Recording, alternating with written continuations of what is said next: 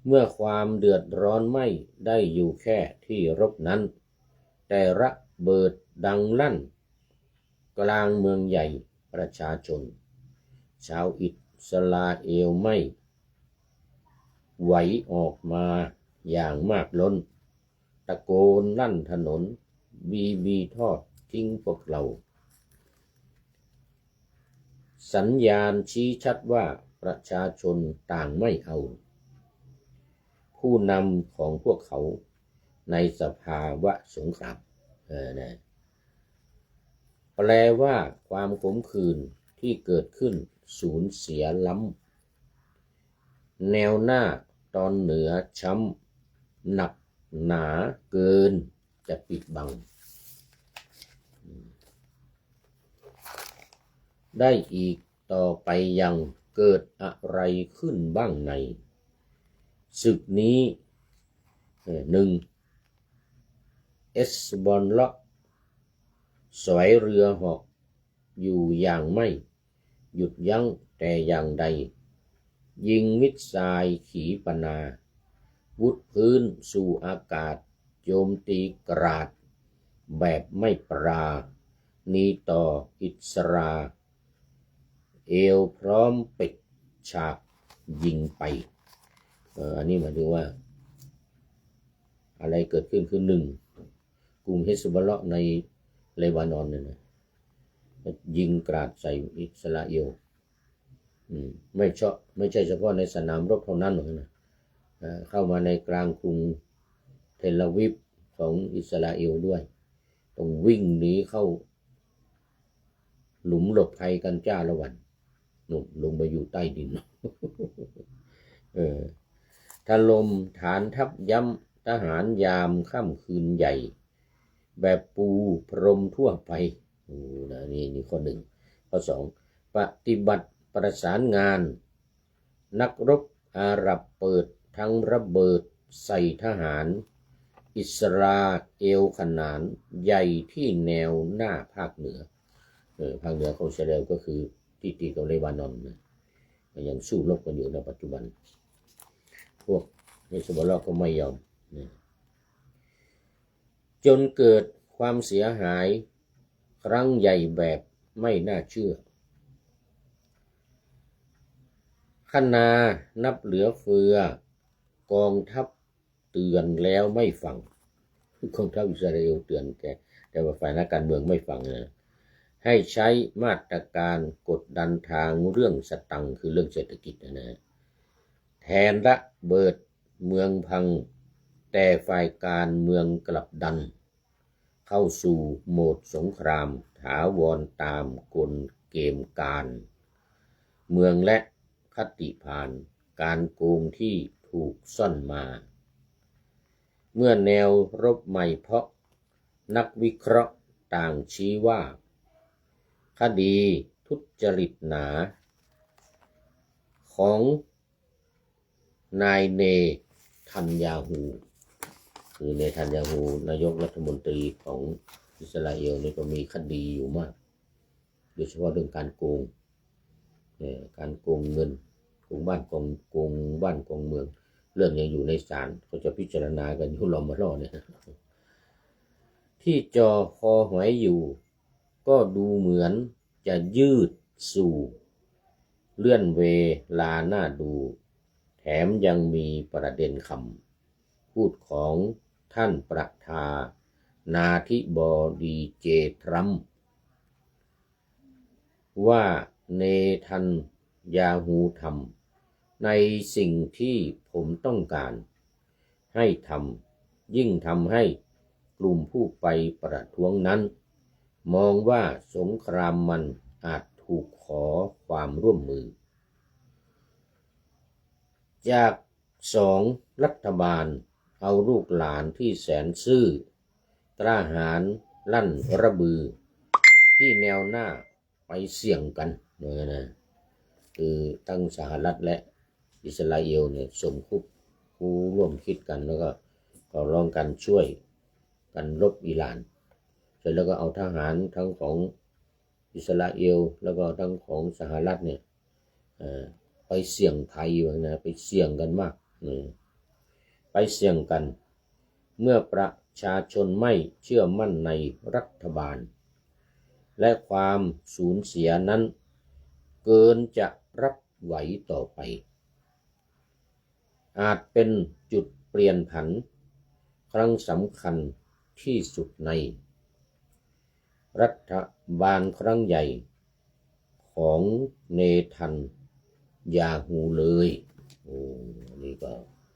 เป็นเรื่องของฝ่ายตรงข้ามกับอิหร่านบ้างที่ผ่านมานี้ก่อนมักจะนำเสนอฝ่ายทางอิหร่านมีหลายตอน อันนี้ก็ขอบคุณ